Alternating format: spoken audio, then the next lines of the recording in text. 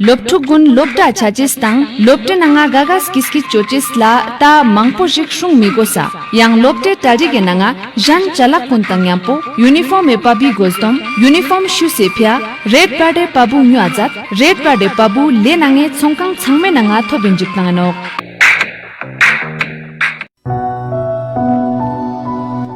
St. Peter's High School nanga gasu shuat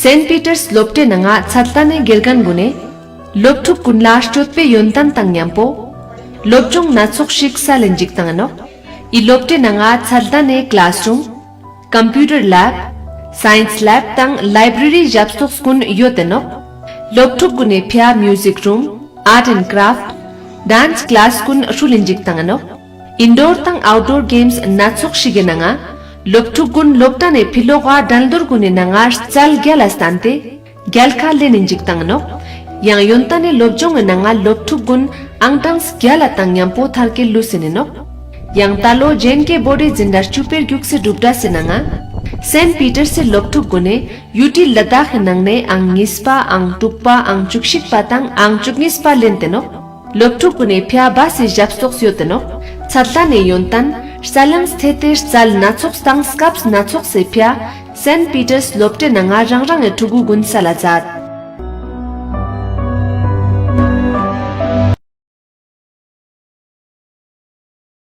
आज के इस प्रोग्राम में हमारे साथ बात करने के लिए मौजूद हैं director rural development department Ladakh Tahir Hussain Jabdavi sahab. तो मैं आपको ये बताऊंगा कि मैं लेह जिले के ठिकसे में ही पैदा हुआ हूँ। शायद ही रेयर ऐसे होंगे जिन्होंने हाई स्कूल से लेके फिर प्राइवेट करके फिर यूनिवर्सिटी कैंपस में चला गया। तो कंबाइंड सर्विस का ये एडवर्टाइजमेंट तकरीबन 15 साल के बाद निकले थे। कोचिंग हुआ करता था उन दिनों, आज भी शायद होंगे। तो वहाँ मैंने फ्री कोचिंग किया इम्बा में 2-3-4 महीने। तो उसके बाद फिर मैं कंबाइंड सर्विस मेरा सिलेक्शन हो गया। तो इस सिलसिले में आज ही मैंने एक सारे जितने रूरल डेवलपमेंट में करगिल जिले में जितने भी इंजीनियर्स हैं उनकी सुबह कम से कम 1.5 घंटा हमारा मीटिंग भी हुआ।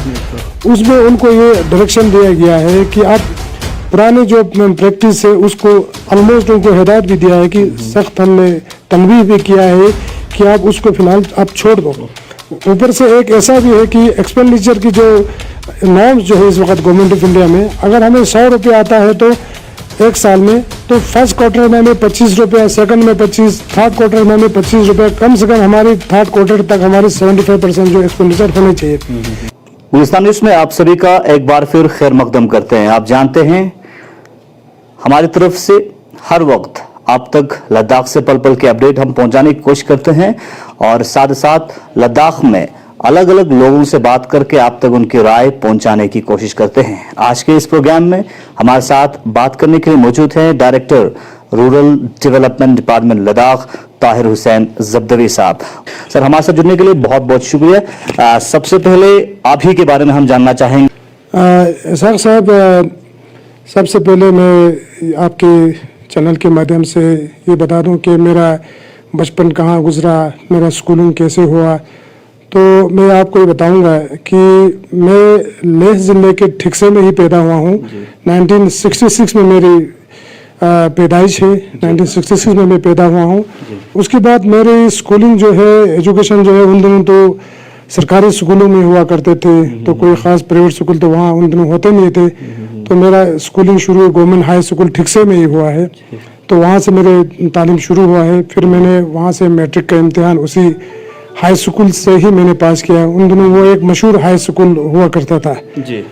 तो उसके बाद साहब ऐसा था कि क्योंकि मेरे वालिद साहब भी एक अरबिक टीचर थे, एक मामूली टीचर थे और एक आलिम दीन भी थे। तो उन्होंने, हम 3 भाई थे, हमें पढ़ाने की बहुत कोशिश की। मेरा बड़ा भाई भी उन दिनों श्रीनगर में पढ़ते थे, दूसरा बड़ा भाई सर्विस करते थे। तो मैंने यही सोचा कि घर की इक़्तिसादी हालात भी इतना अच्छा नहीं है कि 2-3 लड़के एक टीचर के तनख्वाह पर जो है आगे जाके पढ़ाई कर सके। तो मैंने मैट्रिक के बाद ही ऑलमोस्ट मैंने हायर सेकेंडरी में भी ही मैंने एडमिशन नहीं लिया। तो उन दिनों डिस्ट्रिक्ट रिक्रूटमेंट बोर्ड हुआ करते थे, उसमें फिर रिक्रूटमेंट के लिए प्रोसेस हुआ। तो अप्लाई किया था बहुत सारे पोस्ट के लिए। तो मैंने भी वहाँ एप्लीकेशंस दिए, तो मेरा वहाँ सिलेक्शन फिर एनिमल हस्बेंड्री में हुआ है एज ए वेटरनरी डिस्पेंसर। उन दिनों में वेटरनरी स्टॉक असिस्टेंट कहा जाता था। तो मैंने एज ए स्टॉक असिस्टेंट तकरीबन 3-4 साल मैंने एज ए स्टॉक असिस्टेंट काम किया। साथ ही साथ मैंने फिर 11th क्लास का और 12th क्लास जो है ये मैंने स्कूल हायर सेकेंडरी में एडमिशन के बगैर घर में बैठ कर मैंने वहाँ से पास किया।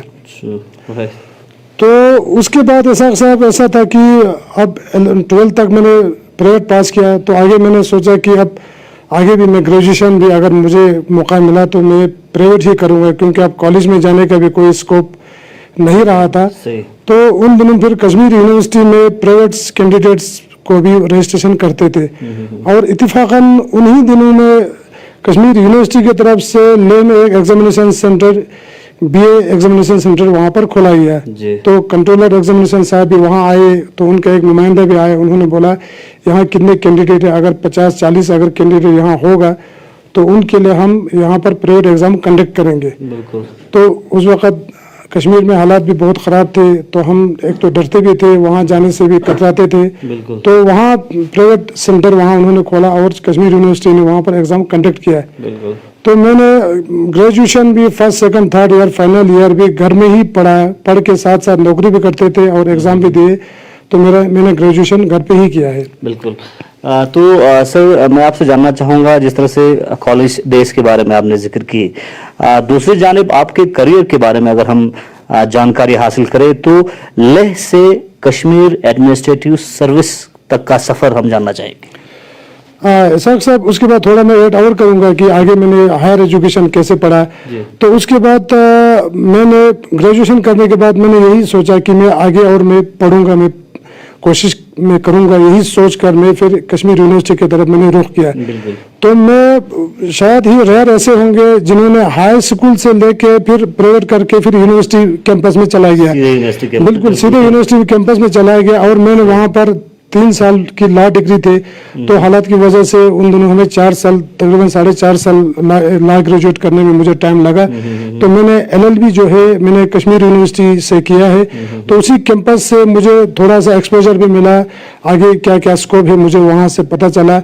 तब जाके मैंने फिर उन्हीं दिनों में KS के कंबाइंड सर्विस का ये एडवर्टाइजमेंट तकरीबन 15 साल के बाद निकले थे। 84 के बाद कोई रिक्रूटमेंट नहीं हुआ था, तो बहुत सारे पोस्ट निकले थे। तो मैंने उसी के लिए अप्लाई किया, तो दिन रात मेहनत भी की। फिर जम्मू जाके यहाँ पे institute of management public administration जो इंपा जम्मू में, वहाँ पर फ्री कोचिंग हुआ करता था उन दिनों, आज भी शायद होंगे। तो वहाँ मैंने फ्री कोचिंग किया इंपा में 2-3-4 महीने।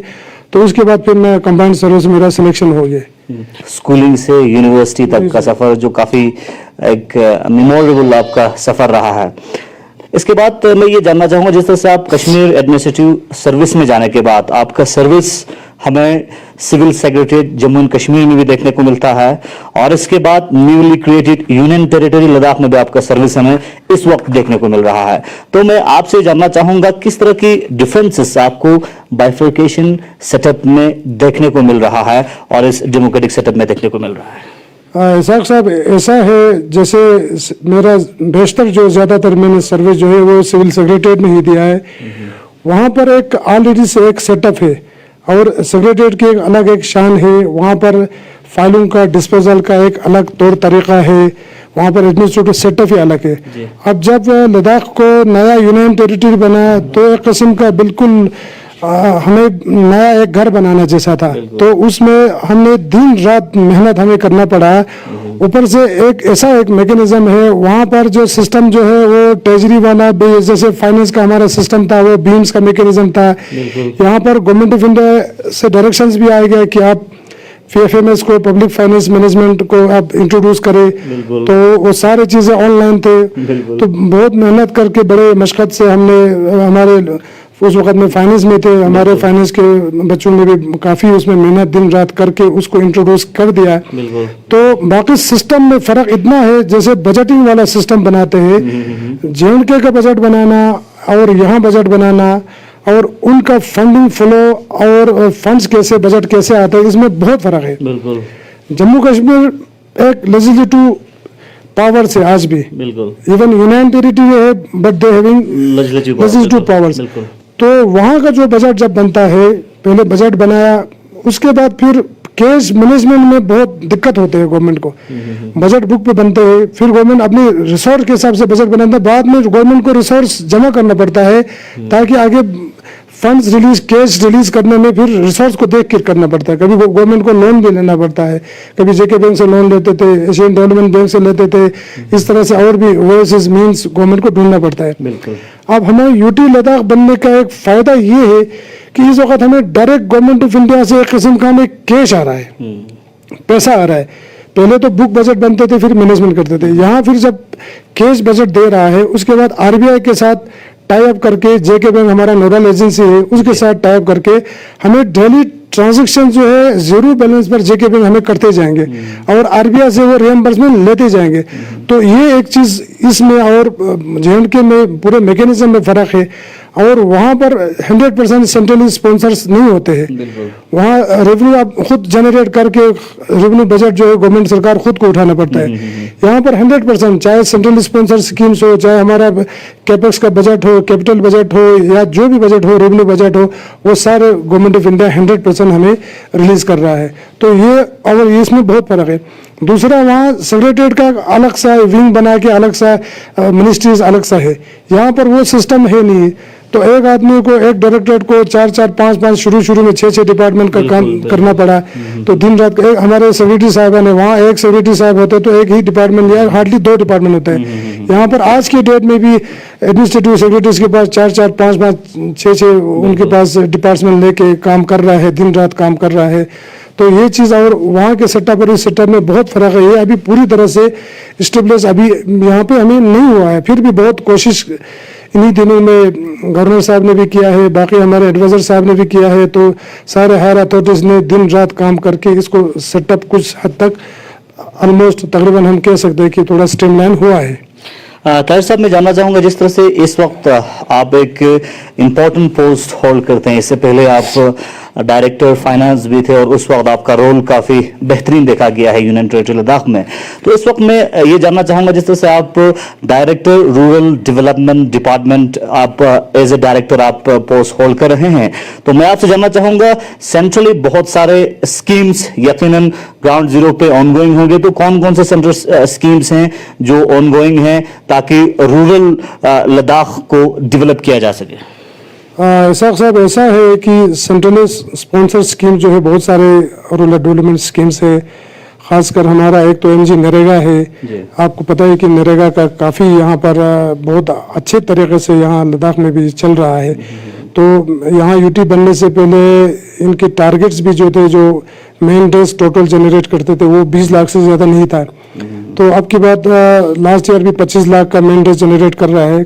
कम से कम 40-50 करोड़ का वेजेस में ही हमें पैसा भारत सरकार से आ रहा है। और ग्राउंड लेवल पर जो छोटे छोटे गांव में पीटी वर्क्स होते हैं, ये सारा नरेगा मीट आउट कर रहा है। इसके साथ साथ ही बेरोजगारों को बिल्कुल हंसते खेलते गांव में औरतों को एक रोजगार बिल्कुल मिल रहा है।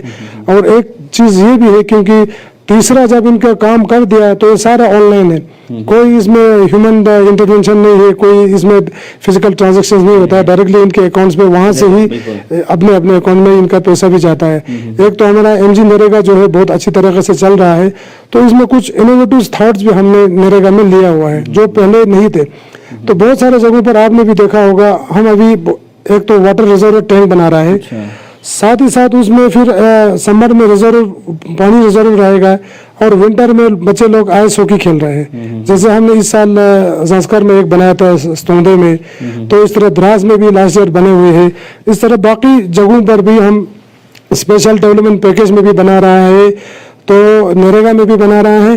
तीसरा, इसका और एक फायदा ले सकता है बच्चे लोग, समर में इसको स्विमिंग पूल की तरह भी यूज कर सकते हैं, ठीक है ना सर, और रिजर्व भी यूज कर सकते हैं और आइस हॉकी भी कर सकते हैं। ये मल्टीपर्पज बहुत सारे ऐसा इनोवेटिव हमने बनाया है।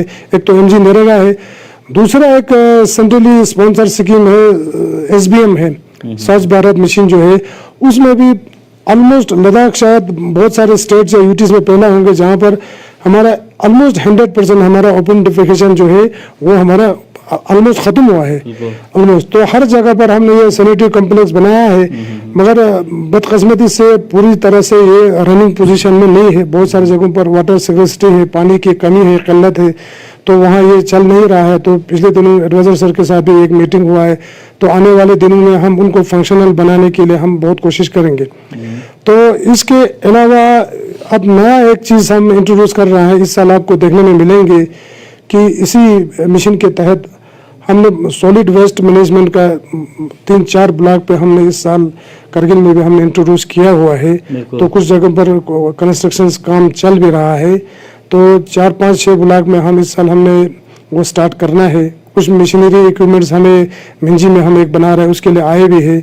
तो गाड़ियाँ भी, रास्ता जो है खुलेगा, तकरीबन 7 गाड़ियाँ जो है ये वेस्ट मैनेजमेंट पिकअप वैन जो है, ट्रक जो है, ये कंपनी से बन के तैयार होके आया है। जो ही अगर ये जोजिला खुल जाएगा वो सारे आ जाएंगे। तो उसमें हमने ऐसा करना है जैसे पहले पब्लिक को, लोगों को मोबिलाइज करके उनको हम वो बकेट्स वगैरह डिस्ट्रीब्यूट करेंगे, फिर हमारा पिकअप वैन जाएगा वहाँ से। अल्टरनेटिवली अगर डेली ना सही, अल्टरनेटिवली वो पिकअप करके फिर सेग्रीगेशन सेंटर पे लाएंगे।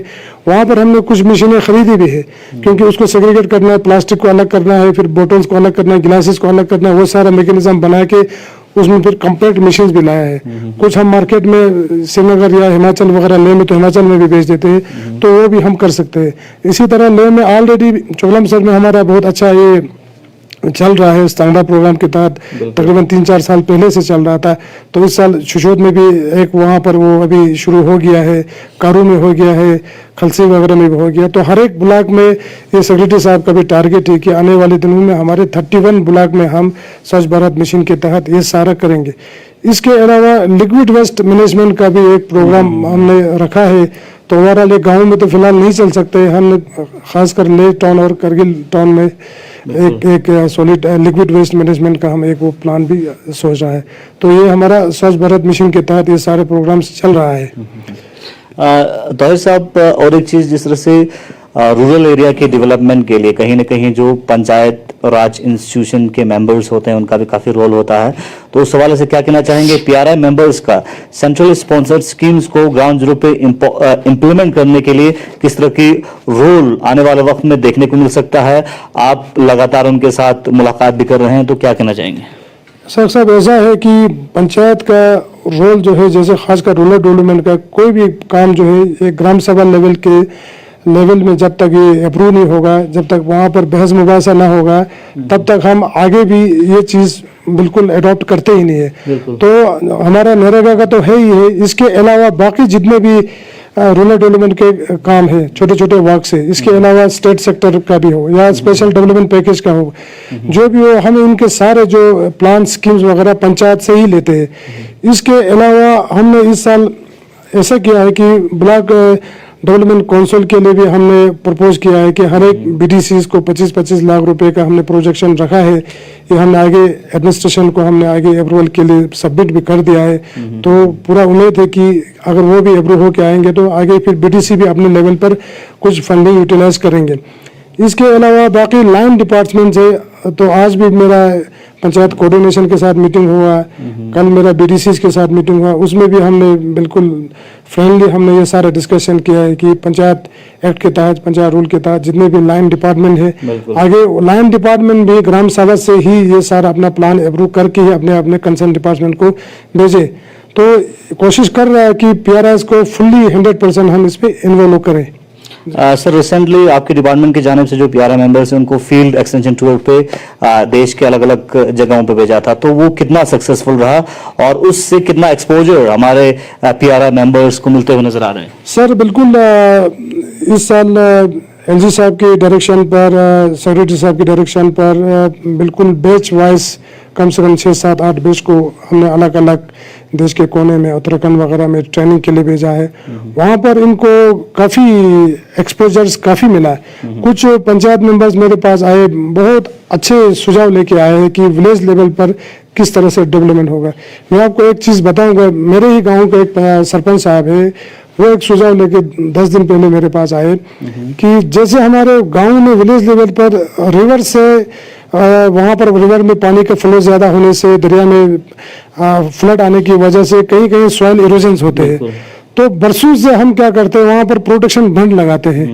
बंड तो हम लगाते हैं, तो 5-10 साल के बाद फिर वो बंड और वो पत्थर सारा वापस चला जाता है, तो फिर दोबारा उस बंड की बातें होते हैं। तो उन्होंने कहा कि एक्सपोजर टूर में उनको एक ऐसा जगह पर उन्होंने दिखाया कि प्रैक्टिकली, तो उन्होंने एक आइडिया ये दिया कि मेरा गांव जैसे चोकलमसर से ठिकसे तक बहुत बड़ा एरिया है, वहां पर सरपंच साहब एक आइडिया लेके आया, हमें बहुत अच्छा लगा। क्योंकि प्रोटेक्शन बंड के साथ वो कह रहा था कि बंद तो लगाना है कि एक अल्टरनेटिव रोड भी बने, बाज़ाब्ता ब्लैक टॉपिंग करके दरिया के साथ साथ रोड भी बने, प्रोटेक्शन बंद भी बने और साथ ही साइकिलिंग ट्रैक भी बने।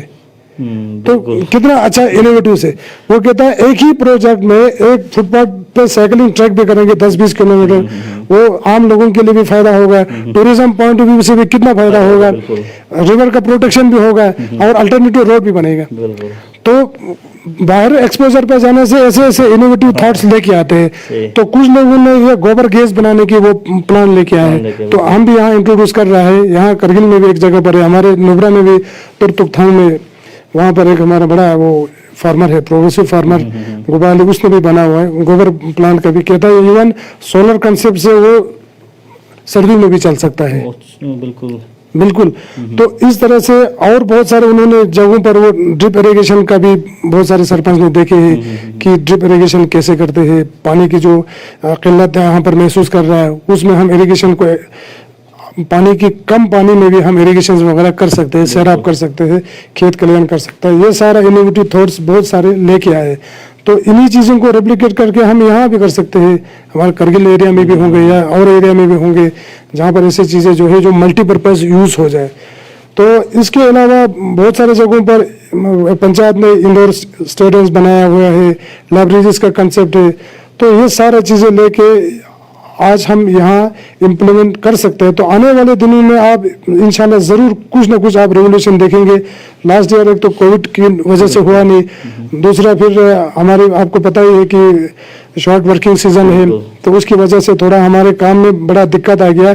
इस साल भी अभी जोजिला रोड फिलहाल देर से खोलने से, अभी नहीं खोलने की वजह से हमें इस वक्त मटेरियल्स के यहाँ पर किल्लत है, सीमेंट नहीं मिल रहा है, स्टील्स वगैरह की कमी है। तो इसकी वजह से भी थोड़ा सा हमारे काम इस वक्त थोड़ा धीमी चल रहा है, थोड़ा सा रुका हुआ जैसा है।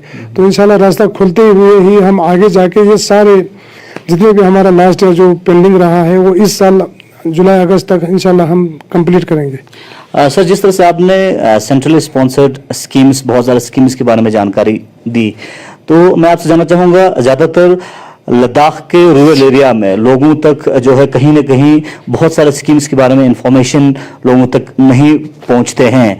तो उसके लिए लोगों को मोबिलाइज करने के लिए, अवेयरनेस फैलाने के लिए, सेंसिटाइजेशन के लिए किस तरह के मैकेनिज्म आप आने वाले वक्त में अपना रहे हैं ताकि लोग भी उस स्कीम के बारे में जानकारी हासिल कर सके जिस स्कीम के जरिए उनका एरिया डेवलप हो रहे हो? साहब ऐसा है कि आने वाले दिनों में एक तो यूटी एडमिनिस्ट्रेशन ने फंडिंग की कमी नहीं रखी है, तो कैपेसिटी बिल्डिंग में भी हमने बहुत सारे करोड़ों रुपया कैपेसिटी बिल्डिंग में रखा है। इसके अलावा गवर्नमेंट ऑफ इंडिया की तरफ से एक आरजीएस से करके एक स्कीम्स है, उसमें भी हमें कैपेसिटी बिल्डिंग और ट्रेनिंग्स वगैरह के लिए बहुत सारे हमें फंडिंग होते हैं। तो एक तो हम पीआरएस को इन्वॉल्व कर रहे हैं। इसके अलावा आने वाले समर्स में मैं यही सोच रहा हूँ कि कम से कम अगर हर विलेज लेवल पर ना हो तो ब्लॉक लेवल पर हम एक अवेयरनेस कैंप लगाएं ताकि लोगों को, हमारे बहुत सारे स्कीम्स है, एसबीएम का है, एनआरएलएम का है, इस तरह से और भी स्कीम्स है। तो यूटी एडमिनिस्ट्रेशन की तरफ से ये सारी चीज़ें इंशाल्लाह आने वाले उसमें उनके डायरेक्शंस पर चलेंगे और हर ब्लॉक में मैं ये एक पब्लिक बड़े लेवल पर जो अवेयरनेस कैंपेन हम करने की कोशिश कर रहे हैं। सर, खासकर रूरल एरियाज की अगर हम बात करें, कहीं ना कहीं बहुत सारे रूरल एरियाज से लोगों की चाहे कम तादाद में ही क्यों ना हो, शिकायत आता है कि जो गवर्नमेंट की स्कीम्स है वो प्रॉपर इम्प्लीमेंटेशन होते हुए नजर नहीं आते हैं।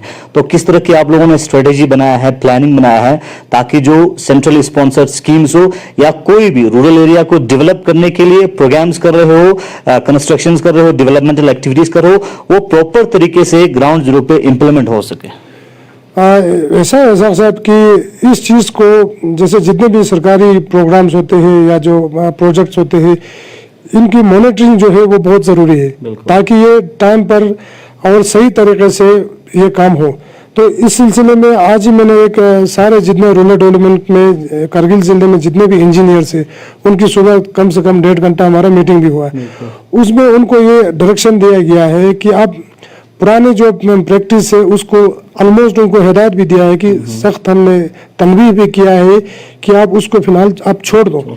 ऊपर से एक ऐसा भी है कि एक्सपेंडिचर की जो नॉर्म्स जो है इस वक्त गवर्नमेंट ऑफ इंडिया में, अगर हमें 100 रुपये आता है तो एक साल में, तो फर्स्ट क्वार्टर में हमें 25 रुपये, सेकंड में 25, थर्ड क्वार्टर में हमें 25 रुपये, कम से कम हमारी थर्ड क्वार्टर तक हमारे 75% जो एक्सपेंडिचर होने चाहिए। इसलिए एक तो हम मंथली इनसे रिव्यू मीटिंग ले लेंगे आगे ताकि ये इम्प्लीमेंट हो जाए। और उनको ये भी मैंने एश्योर किया है कि इसकी मोबिलाइजेशन के लिए अगर आपको पूल में गाड़ी वाड़ों की जरूरत होगा आपको हम गाड़ी भी प्रोवाइड करेंगे। और जेईस को बिल्कुल हमने टाइमली बता दिया था, एक तो आपको वर्क वाइज आपको मॉनिटर करना है, हर एक गांव में आपको मॉनिटर करना है। इसके अलावा पेस ऑफ एक्सपेंडिचर को भी टाइमली बढ़ाना है और मंथली हम रिव्यू मीटिंग भी करेंगे और साथ ही उनसे मंथली एक्सपेंडिचर का भी स्टेटमेंट वगैरह लेके आगे जितने भी टारगेट्स फिक्स किया है सरकार ने उसको हम इम्प्लीमेंट करने की कोशिश करेंगे। तो इसके अलावा और पंचायत पीआरएस और लोगों को अवेयरनेस के लिए हम करगिल में एक बड़ा रिसोर्स सेंटर भी बना रहा है। उसमें तकरीबन 11-12 करोड़ का वो रिसोर्स सेंटर होगा। तो उसमें सेक्रेटरी साहब ने अप्रूवल भी दे दिया। तो कल हमने फाइनेंस डिपार्टमेंट से अप्रूवल लेके हमने कुछ पैसा भी इवन बिल्कुल लेके ड्रा करके हमने CPWD को ये काम सौंपा गया है। तो यहाँ बहुत बड़ा रिसोर्स सेंटर बनेगा। तो टेंडर भी हुआ है। तो इंशाल्लाह इस साल आपको देखेंगे कि वो भी कुछ हद तक कंप्लीट हमें होने की उम्मीद है। तो अब रिसोर्स सेंटर जब हमें यहाँ होगा तो हमेशा हमारा इसमें कुछ ना कुछ ट्रेनिंग, कुछ सेमिनार्स, कॉन्फ्रेंस, डिबेट्स वगैरह चलता रहेंगे। तो इन्हीं कुर्बत हम ये बना रहा है। बिल्कुल जी। आखिर पे ताहिर साहब आपका टाइम ज़्यादा लेना चाहूँगा, रूरल लद्दाख के लिए आप किस तरह की मैसेज देना चाहेंगे? मेरा ये लोगों को ये मैसेज है कि अब वो दौर ख़त्म हो गया कि हर किसी को रोज़गार मिले। हर एक सरकारी मुलाजिम अब नहीं बन सकता है। और हमारे यहाँ इंडस्ट्री लगाने का उतना ज़्यादा स्कोप भी नहीं है, आबादी बहुत कम है और रॉ मटेरियल की यहाँ पर कमी है। अगर हम बाहर से ला के कोई रॉ मटेरियल यहाँ प्रोडक्ट करके फिर बाहर वापस भेजेंगे वो मुमकिन नहीं है। इकोनॉमी की सर्कुलेशन जो है as compare to other cities, other towns बहुत वीक है। तो हमें अब फोकस तो रूरल लिवलीहुड की तरफ हमें करना ही पड़ेगा।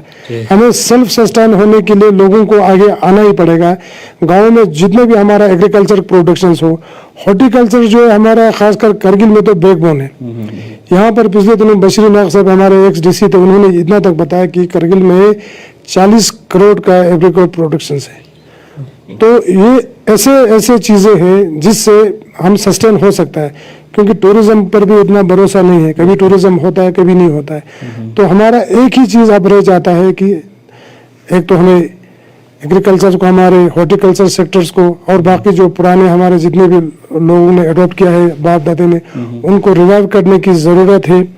टूरिज्म चलता रहेगा। इसके अलावा हमें अगर सस्टेन रहना है गाँव में भी लोगों को, अगर हमें आगे जिंदा रहना है, पूरी दुनिया के साथ आगे हमें चलना है, हमारी सबसे टॉप प्रायोरिटी जो है वो एजुकेशन होनी चाहिए। बिल्कुल।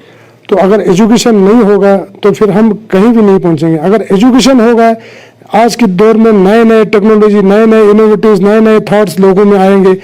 बच्चे पढ़ के जरूरी नहीं कि हर कोई सरकारी नौकरी करे, कहीं भी जगह जा सकते हैं, बाहर भी काम कर सकते हैं। लोग ओवरसीज में भी जाके काम करते हैं, दुनिया के कोने कोने में काम कर सकते हैं जाके, तो लोहा अपना मनवा सकते हैं। तो मेरा मैसेज यही होगा कि एजुकेशन को टॉप प्रायोरिटी दे, उसके बाद सस्टेनेबल डेवलपमेंट की तरफ लोग आ जाए। जितने भी हमारे बेरिंग लैंड्स है, अनकल्टिवेटेड लैंड्स है, उनको कल्टिवेशन की हमें कोशिश करनी चाहिए, उनको सैराब करने की कोशिश करनी चाहिए। हॉर्टिकल्चर सेक्टर्स को और बढ़ावा देने के लिए हमें कोशिश करनी चाहिए। यही मेरा लोगों को विलेज में जितने भी गांव में लोग रहते हैं उनके लिए मेरा यही मैसेज होगा। बहुत बहुत शुक्रिया सर। एजुकेशन टॉप प्रायोरिटी होना चाहिए, उसके बाद सस्टेनेबल डेवलपमेंट की तरफ आगे बढ़ने की जरूरत है। बहुत बहुत शुक्रिया। हमारे साथ बात कर रहे थे director rural development department union territory Ladakh Tahir Hussain Jafdevi sahab. Jafdevi साहब ने एलॉबरेटली अपने बारे में और रूरल डेवलपमेंट डिपार्टमेंट के बारे में आने वाले वक्त में किस तरह की एक्टिविटीज कर सकते हैं उस हवाले से जानकारी दी और आने वाले वक्त में बहुत सारे एक्टिविटीज रूरल डेवलपमेंट डिपार्टमेंट को के बारे में देखने को मिल सकता है। बने रहिए गुलिस्तान न्यूज़ के साथ। पल पल के अपडेट के लिए मुसातुम अली के साथ मोहम्मद इसाक।